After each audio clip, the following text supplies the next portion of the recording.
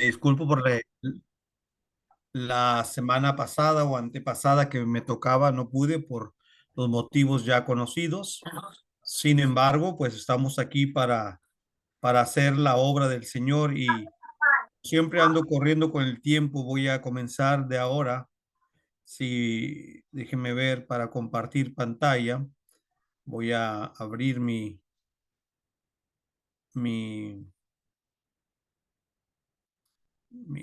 aquí está. Perfecto. Y ahora lo podrán ver ustedes también. Listo, hermano, se ve. Perfecto, gracias, hermano. Ok, hermanos, entonces, gracias a nuestro Dios por la tan interesantes lecciones de vida que nos deja el Señor.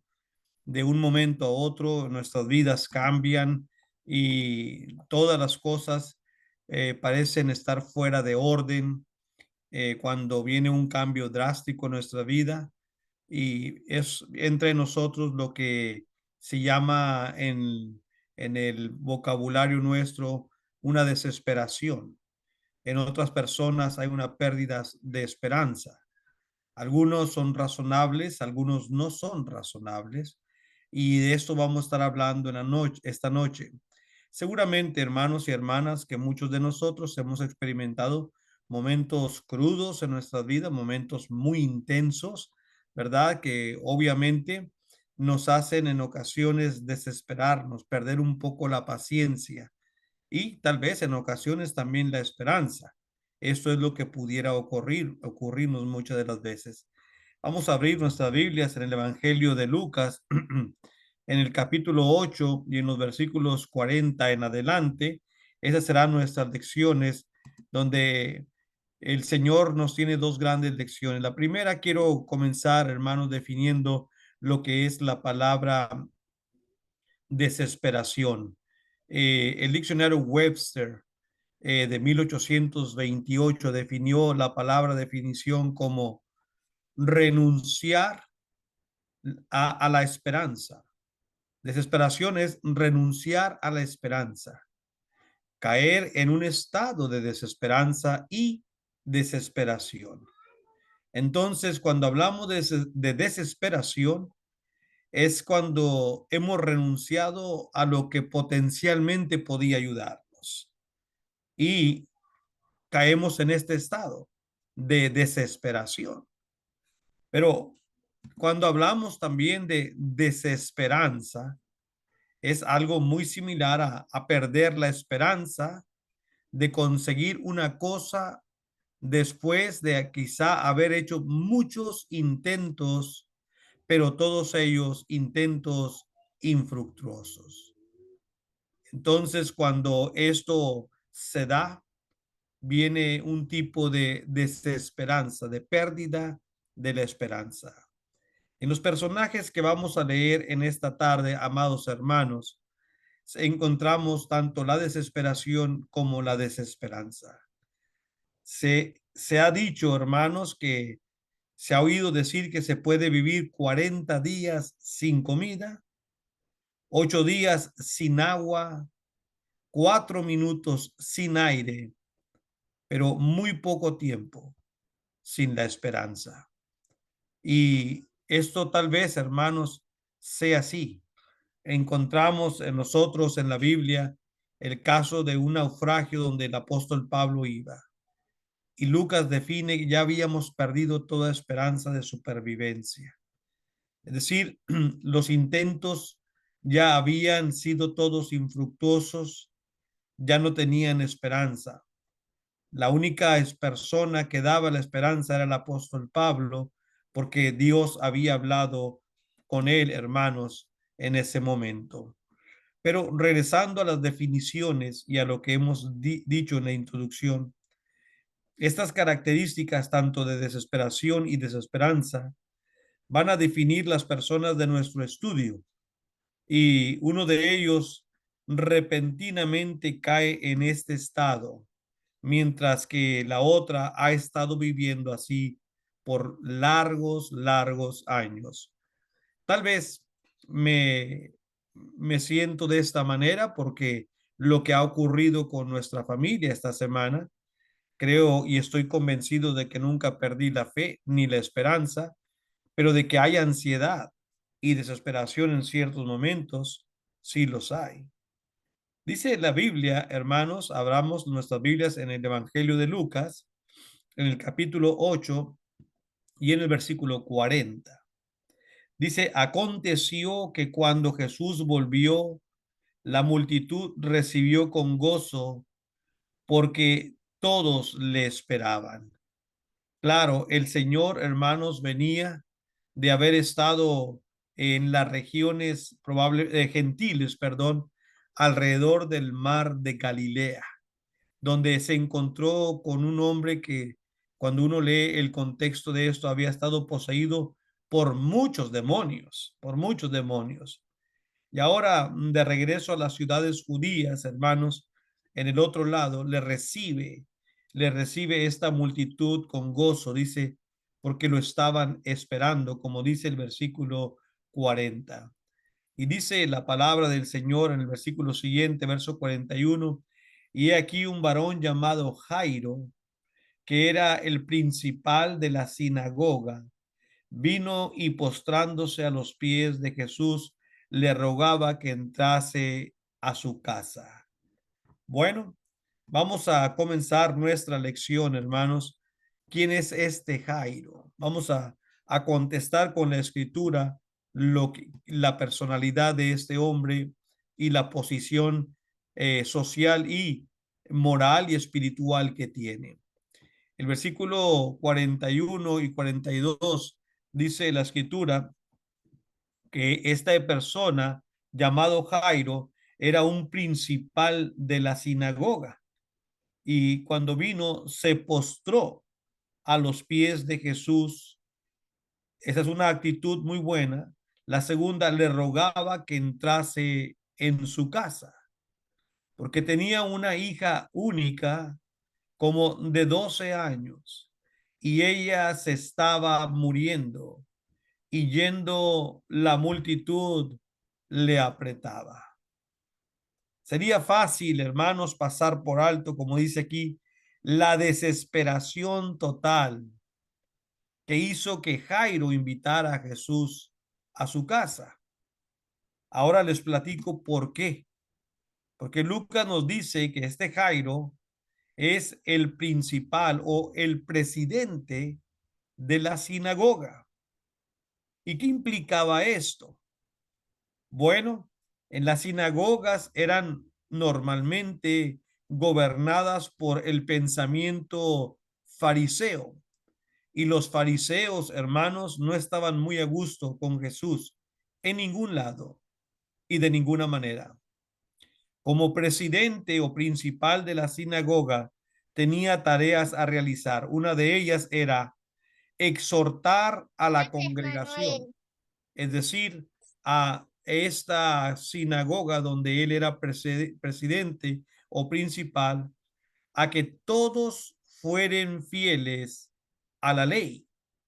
Y no olvidemos, amados hermanos, cómo miraban los fariseos a la ley.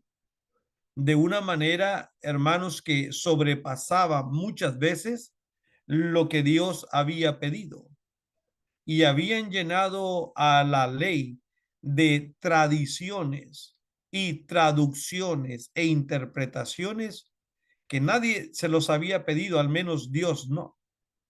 Y ahora ellos tenían demasiadas cosas que decirle a la gente que Dios no había pedido.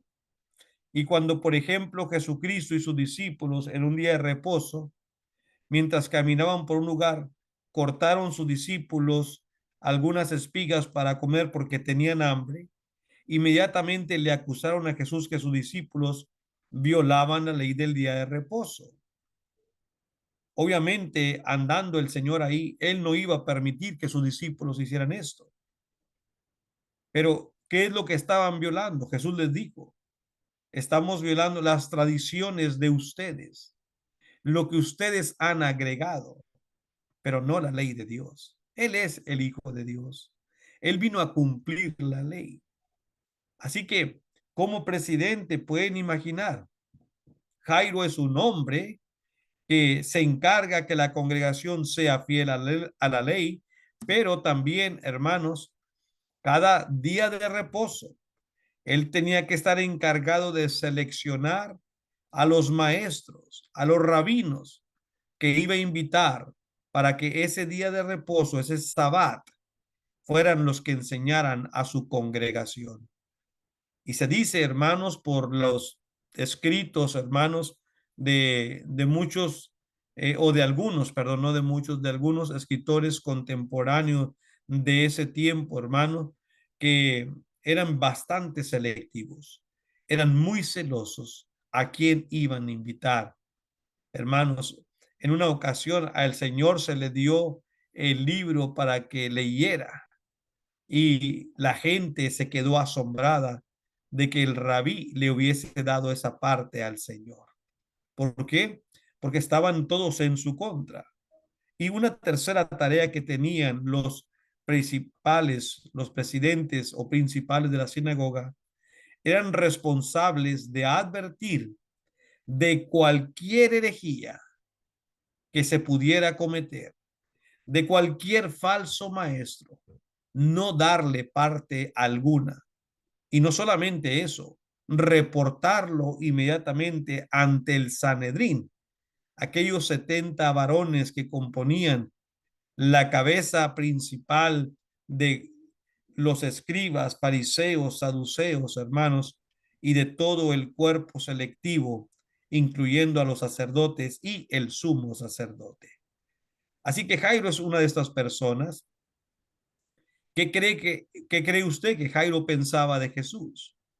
Como todos los fariseos, tal vez no estaba de acuerdo con él. Sin embargo, Jairo tiene un problema muy grande. Tiene una hija, dice el versículo 41 y 42, que tiene una hija única como de 12 años y se le está muriendo. Así que él está ahora en una disyuntiva. ¿Qué hago? He oído que Jesús es una gran persona, pero también tengo la presión por parte de mis jefes de que Jesús no es bien visto por nosotros.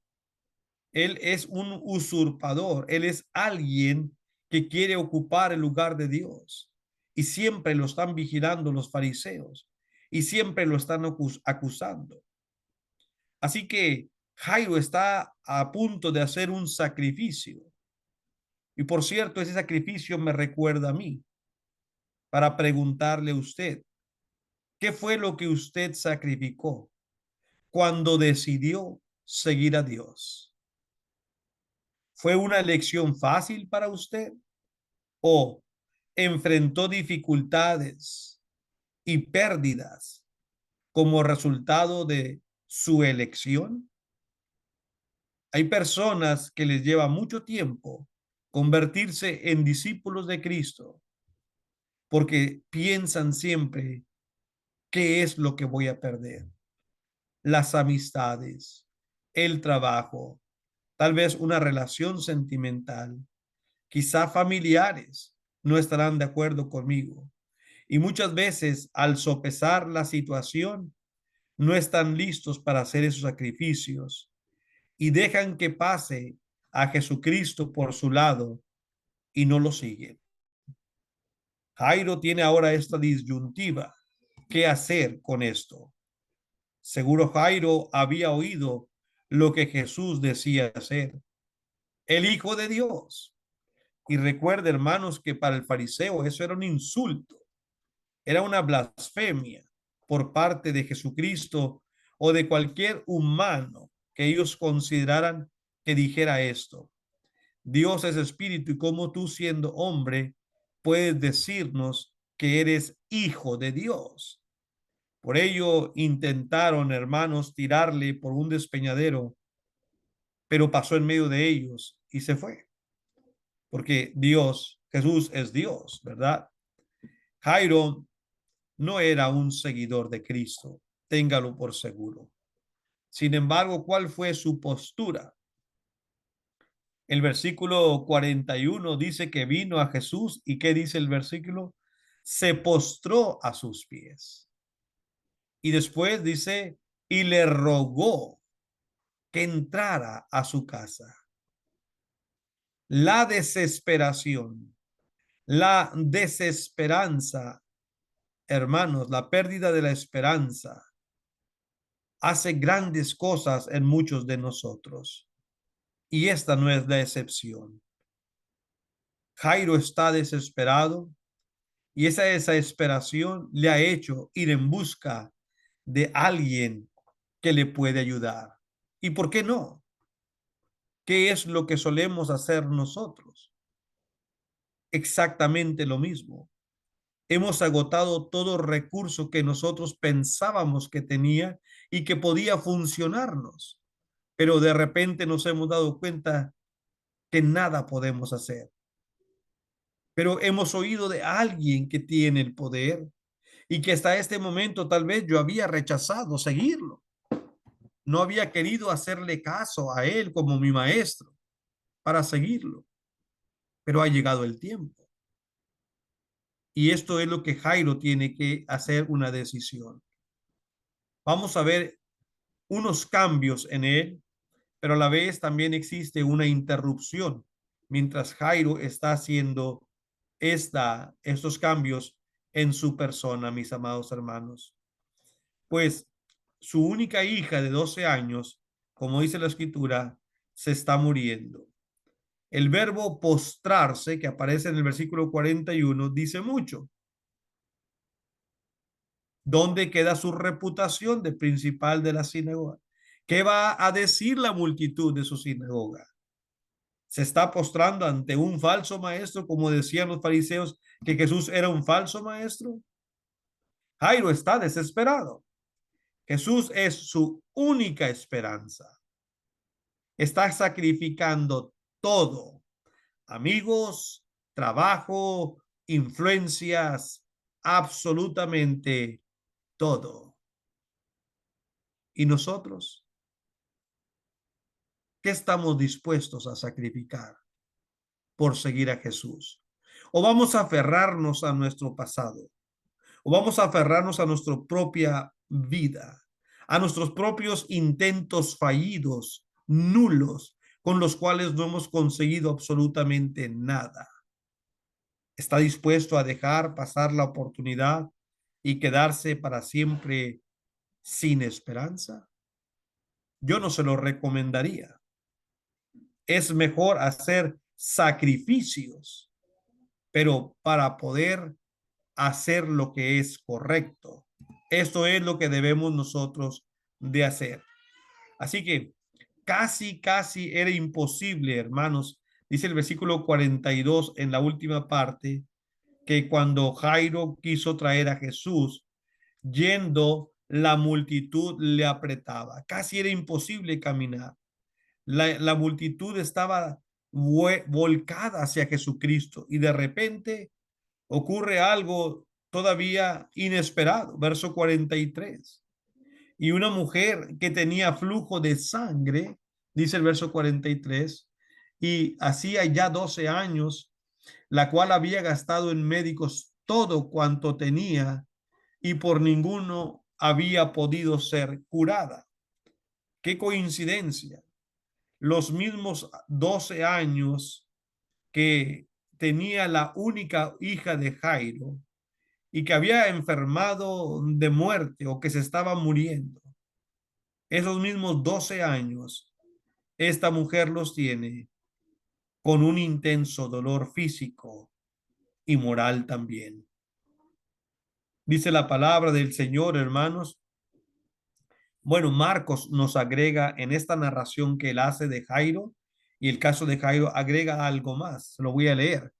Dice la escritura en Marcos capítulo 5 y el versículo 26, dice la palabra del Señor lo siguiente.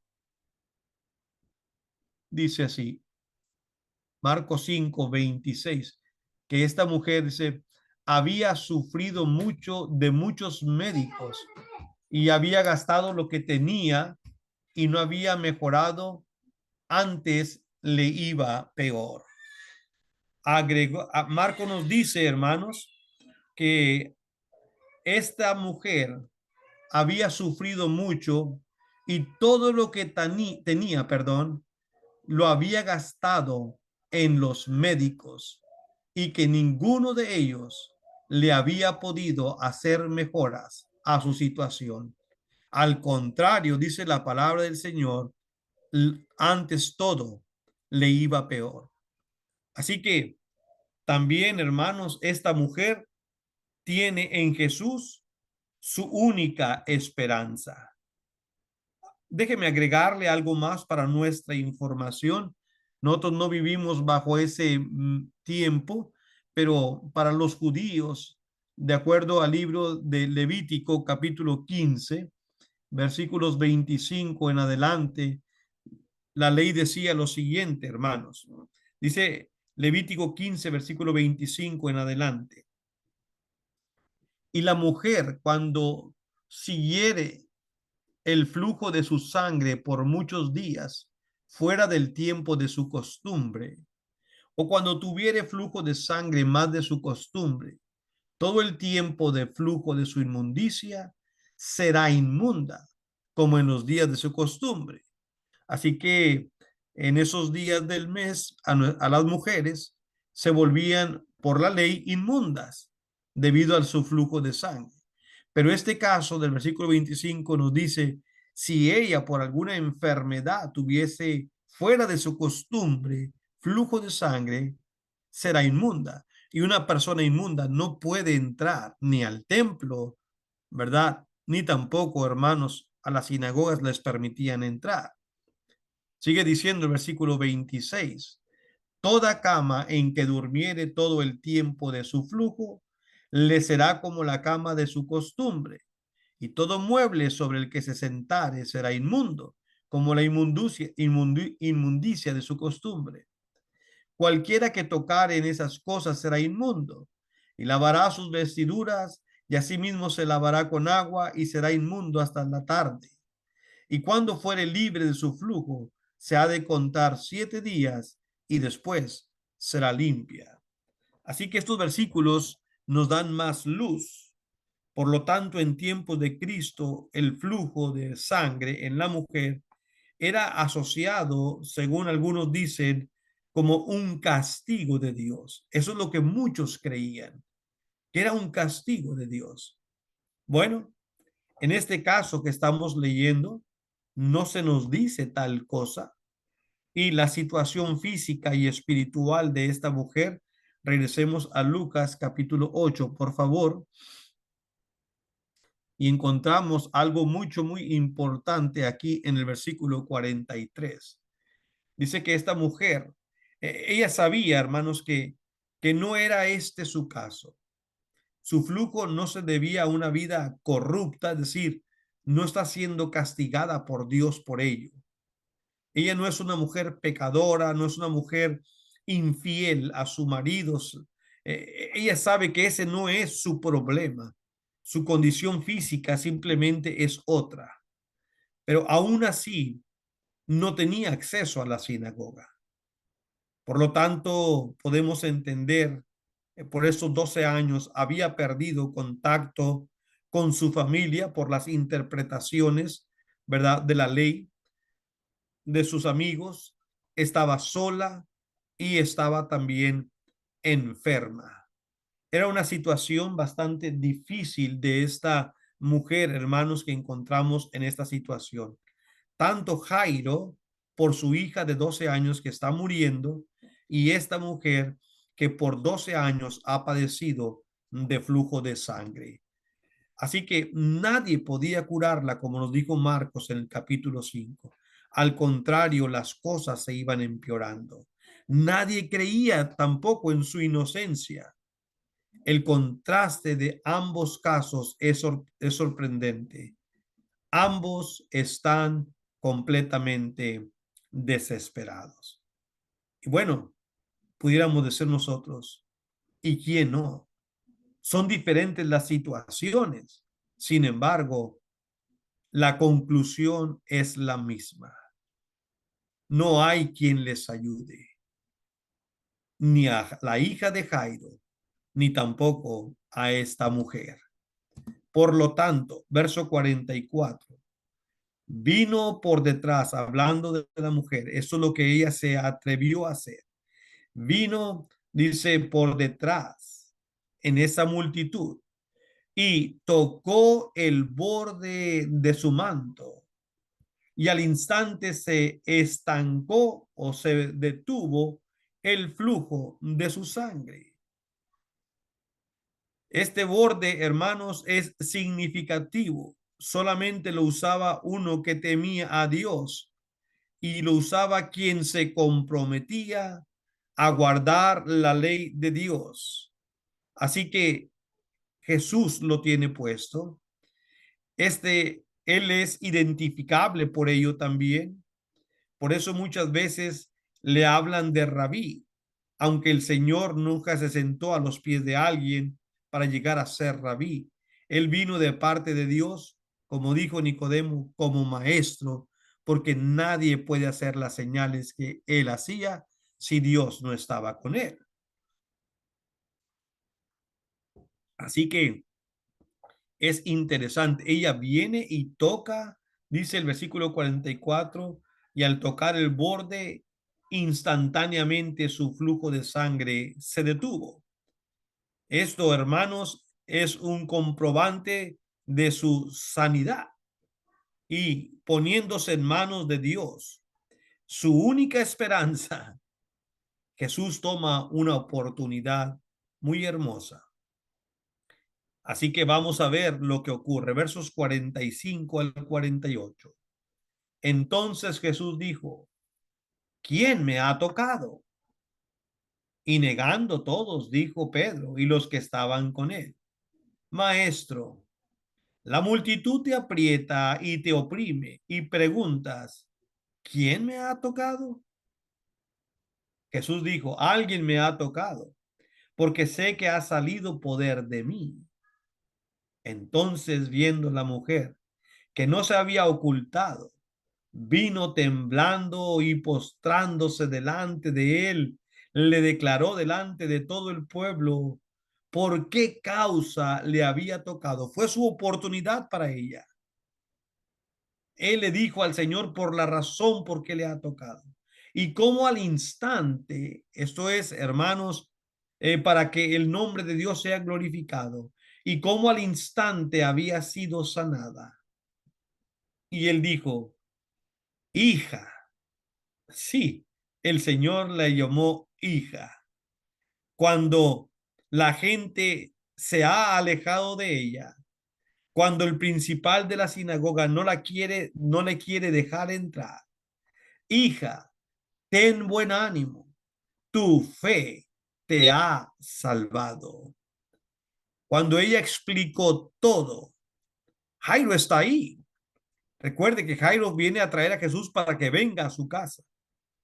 Él es el principal, el presidente. Jesús le dice a esta mujer, hija, alguien que lo había perdido todo, hermanos. El Señor la llama con cariño, hija. ¿Qué diría Jairo? Porque no es ajena o ajeno, perdón, a lo que está ocurriendo. Bueno, la palabra del Señor, hermanos, nos va a dar una gran explicación de todo esto. Verso 49.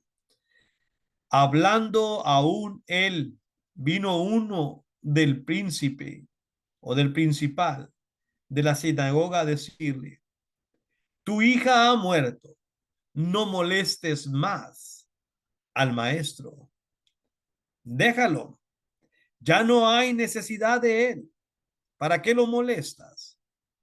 Tu hija ha muerto. Esas palabras, hermanos, tienen que ser las que nunca un padre quisiésemos oír. Sin embargo, puede pasar. Yo se lo digo. Puede pasar a todos. Ya no molestes al maestro. Pero entre nosotros tenemos que hacer una aclaración. Ni para Jesús era una molestia. Y sí, La niña de 12 años había muerto. Tu desesperación se puede convertir en rabia, en furor, en una molestia grandísima. Puede llevarte a la confusión y a un dolor supremo. ¿Por qué tuvimos que parar? Pudo haberse preguntado Jairo. Tal vez si no hubiésemos parado por esta mujer que te detuvo y tuviste que pararte a hablar y escucharla y ver, ahora ya no llegamos a tiempo y mi hija ha muerto. Sin embargo, amados hermanos, dice la escritura que esto fue así, no fue así. Oyéndolo Jesús le respondió diciendo, no temas, cree solamente y será sanada. Esta es una gran prueba. Estas palabras, sin lugar a duda, tuvieron que ser una gran prueba para este principal de la sinagoga. Me acaba de decir uno de mi confianza que mi hija ha muerto. Y tú me dices que no tenga temor, que mi hija va a sanar. Entrando en casa, no dejó entrar a nadie sino a Pedro y a Jacobo y a Juan y al padre y a la madre de la muchacha. Ahí están tres de sus discípulos. Ahí está Jairo y su esposa. Con la calma precediendo, hermanos, la confianza puesta en el Señor, habiendo regresado a su casa. Y lloraban todos y hacían duelo por ella. Y él dijo, no lloréis, no está muerta, sino duerme. Esa calma, hermanos, que Jesús nos da es impresionante. Lo mantuvo a este hombre con esperanza. En casa, el funeral ya estaba listo. Verso 53 dice que todos estaban llorando, se burlaban de él. Fíjese bien lo que hacían. Se burlaban de Cristo, sabiendo que estaba muerta. Te está engañando, Jairo. Tu hija está muerta. No le creas, es un impostor. Se burlaban del maestro. Mas él, mas él echó fuera a todos y tomándola de la mano le habló diciendo, muchacha, levántate. Las palabras de Jesús, mis amados hermanos, tienen poder. Entonces su espíritu volvió, lo que indica que sí estaba muerta, pero ni la muerte es una imposibilidad para Jesús. Entonces su espíritu volvió y se levantó enseguida y él mandó que le diesen comer.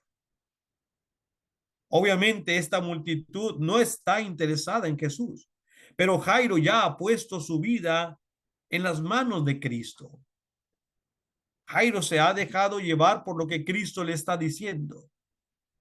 Jesucristo llevó a Jairo de creer que era un simple sanador a ver con sus propios ojos de que él era la resurrección y la vida, como estamos leyendo en este versículo, mis amados hermanos.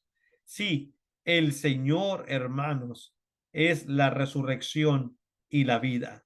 Y esto es lo que Jairo está experimentando, dice la palabra del Señor. Por lo tanto, podemos nosotros entender en el versículo 55 y el versículo 56 que estamos leyendo ahora. Dice la palabra del Señor. Dice, entonces su espíritu volvió e inmediatamente se levantó y él mandó que se le diese comer. Y sus padres estaban como atónitos, pero Jesús les mandó que a nadie dijesen lo que había sucedido. Amados hermanos, no hay enfermedad, no hay obstáculo que Dios no pueda resolver, ni aún la muerte.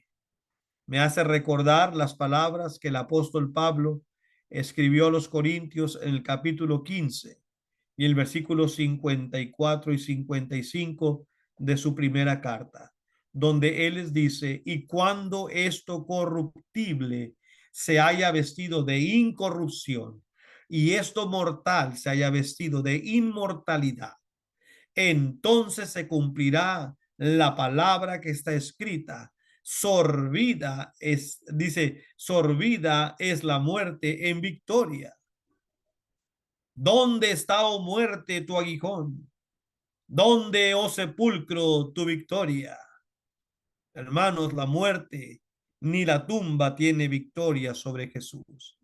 El Señor con mano poderosa la venció y nos ha prometido a nosotros, y en la vida que Él estuvo aquí, dio muestras palpables como estas, de que ni la muerte, amados hermanos, ni el flujo de sangre que nadie pudo curar, es un obstáculo para el poder de Dios. ¿Qué es la lección que se aprendió? Que Jesucristo, Él no es solo su última opción. Jesús es su única opción. Jesús no es una opción para mí. Jesús es mi única opción.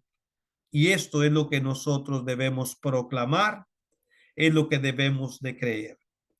La historia de la sanidad de la hija de Jairo de 12 años que estaba muriendo, y del trayecto, hermanos, de donde Jairo encuentra a Jesús hasta donde esta mujer se atreve a tocar el borde de Jesús.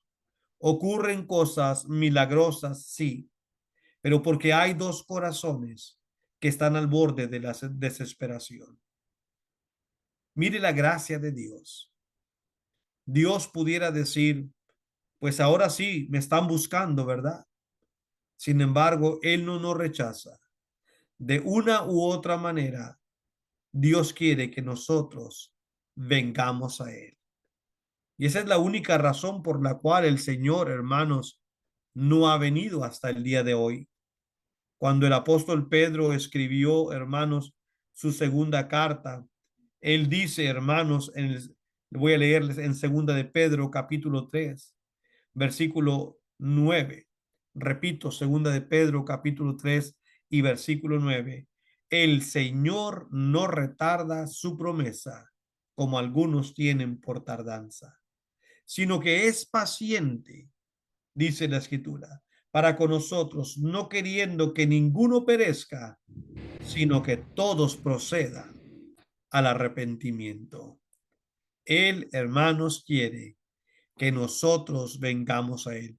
Por lo tanto, yo deduzco de estas palabras que si el Señor no ha venido, es porque sigue esperando por el pecador, por un pecador que quiera arrepentirse, como lo hizo Jairo y como él quiso ayudar a esta mujer. Hija, tu fe te ha salvado. Así que yo espero que Jairo, al escuchar esto, Jesús hubiese volteado y le dijera: este día de reposo que viene, no me le cierre la puerta. Ella está limpia. Yo le he dado esa limpieza. Amados hermanos, cuando Dios nos limpia, es lo que único requerimos para entrar en comunión con Él. ¿Cómo está su corazón, mi amado hermano, mi amada hermana? ¿Cómo estamos delante de Dios? ¿Hemos estado desesperados? Él es la única respuesta a todos nuestros problemas. Muchas gracias por su atención, amados hermanos, a la palabra del Señor. Que Dios les llene de bendiciones, y me espero que esta pequeña preparación de esta lección tenga un impacto en nuestras vidas. Lo ha tenido en la mía, y más esta semana que he estado bajo esta desesperación, que el Señor me ha calmado. Que Dios me los bendiga. Regresaré el micrófono y la voz a nuestro hermano David. Dios les llene de bendiciones. Amén, hermano.